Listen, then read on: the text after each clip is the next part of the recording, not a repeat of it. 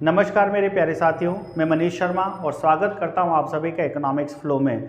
हम लोग measures of central tendency के जो मेजर्स हैं उनकी प्रॉपर्टी डिस्कस कर रहे थे और 4 या 5 वीडियोस हम लोग ऑलरेडी पढ़ चुके हैं। आज हमारा टॉपिक रहने वाला है प्रॉपर्टीज ऑफ हार्मोनिक मीन, यानी HM की प्रॉपर्टीज डिस्कस करनी है। देखिए बच्चों, सबसे फर्स्ट प्रॉपर्टी क्या बोलती है? प्रॉपर्टी आपसे बोलती है for a given set of non zero observation, यानी कहने का मतलब ये है कि आपके पास ऑब्जर्वेशन नॉन जीरो नहीं चाहिए।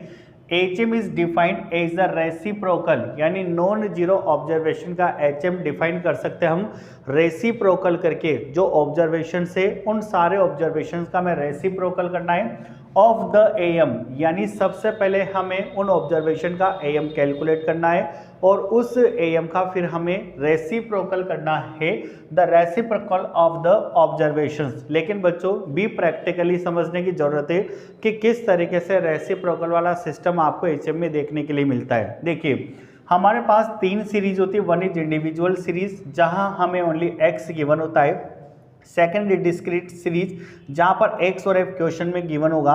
और थर्ड है कॉन्टिन्यूस सीरीज। कॉन्टिन्यूस सीरीज की आइडेंटिटी होती है कि हमें ग्रुप गिवन होता है और अगर प्रॉपर ग्रुप होते हैं तो उस कंडीशन में फ्रीक्वेंसी होती है and less than more than group के साथ ऑलवेज CF होती है। अब देखिए बच्चों, इंडिविजुअल सीरीज में किस तरीके से HM के कैलकुलेशन की जाती है। इंडिविजुअल सीरीज में HM कैलकुलेट होता है n upon sigma 1 upon xi से, n upon sigma 1 upon xi से।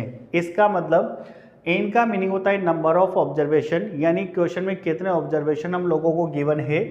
और सिग्मा 1 अपॉन xi का मतलब है कि जितने भी ऑब्जर्वेशन है उन ऑब्जर्वेशन का आपको 1 अपॉन यानी रेसिप्रोकल करना है और सिग्मा यानी सबका सम करते जाना है। अब इसको अगर मैं आपके लिए एक्सटेंड करने की कोशिश करूं तो इसको ऐसे नोट कर सकते हैं n अपॉन 5 अगर आपके पास ऑब्जर्वेशन है तो 1 अपॉन x1 और सिग्मा की वजह से सब प्लस होंगे, plus 1 upon x2 plus 1 upon x3 plus dish dish dish. इस तरीके से हमारा HM का फॉर्मूला बनेगा इन द इंडिविजुअल सीरीज। बच्चों, अगर हम लोग डिस्क्रीट सीरीज की बात करें तो HM equal to n upon n ही रहेगा, लेकिन फर्क इतना सा है, इंडिविजुअल सीरीज में n का मीनिंग होगा number of observation, but discrete series में n का मीनिंग होगा सम ऑफ फ्रीक्वेंसीज। तो देखिए n अपॉन सिग्मा, अब यहाँ पर क्वेश्चन में फ्रीक्वेंसी होगी इसलिए ऊपर 1 की जगह चलेगा fi अपॉन xi।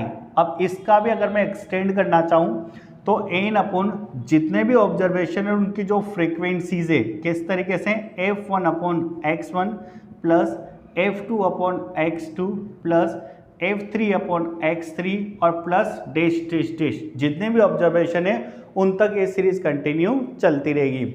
और जो फॉर्मूला डिस्क्रीट में होता है as well as same formula continuous में होगा। तो बच्चों, इंडिविजुअल, डिस्क्रीट और कॉन्टिन्यूस में इस तरीके से HM की कैलकुलेशन की जाती है।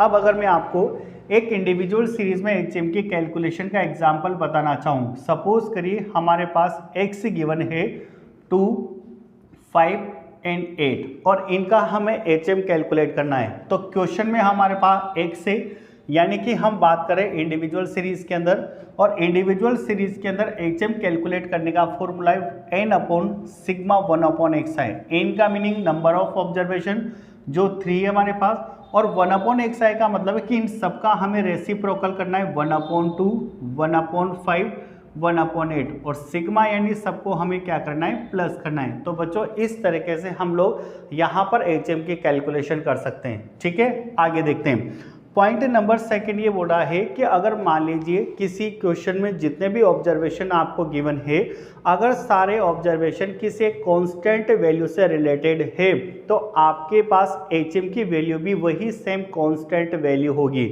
फॉर एग्जांपल अपन बात करते हैं कि आपको एक क्वेश्चन गिवन है 7, 7, 7 एंड 7 और उसका HM कैलकुलेट करना है। तो बच्चों, इसका HM कैलकुलेट करने की रिक्वायर्ड नहीं है क्योंकि इसका HM का आंसर भी क्या होगा, बिल्कुल सेम होगा। ठीक है, तो नेक्स्ट प्रॉपर्टी बोलती है if all the observation taken by a variable are constant say K, यानी मान लेते हैं वो कांस्टेंट वेरिएबल कौन सा है आपके K, then the HM of the observation is also K. तो उन ऑब्जर्वेशन का HM भी कितना मिलेगा, हमें के ही मिलेगा। अगली बात करते हैं, और अगला हमारे काफ़ी इंपॉर्टेंट प्रॉपर्टी रहने वाली है कंबाइंड HM। बच्चों कंबाइंड HM का मतलब समझिए कि सपोज करिए आपके पास यहाँ पर एग्जाम में 2 ग्रुप गिवन है, फर्स्ट और सेकंड। आपके पास फर्स्ट ग्रुप का HM गिवन है जिसे हम H1 से रिप्रेजेंट कर सकते हैं, और इसके नंबर ऑफ ऑब्जर्वेशन गिवन है जिसको हम N1 से रिप्रेजेंट कर सकते हैं। As well as second group का HM गिवन है जिसको H2 से, और नंबर ऑफ ऑब्जर्वेशन जिसको N2 से रिप्रेजेंट कर सकते हैं। अब आपसे बोला गया है कि दोनों ग्रुप के HM आपको गिवन है, दोनों ग्रुप के नंबर ऑफ ऑब्जर्वेशन आपको गिवन है, तो दोनों का मिला करके एक HM कैलकुलेट कीजिए जो इसको रिप्रेजेंट कर दे। तो दोनों का जब एक साथ HM कैलकुलेट किया जाएगा तो उसे क्या कहा जाएगा, कंबाइंड HM। और बच्चों कंबाइंड HM का फॉर्मूला होता है, कंबाइंड HM का फॉर्मूला होता है N1 प्लस N2, यानी दोनों के number of observation divided by N1 upon H1 plus N2 upon H2। तो प्यारे बच्चों ये फॉर्मूला होता है हमारे पास कंबाइंड मीन की कैलकुलेशन करने का। ठीक है, आगे बढ़ते हैं।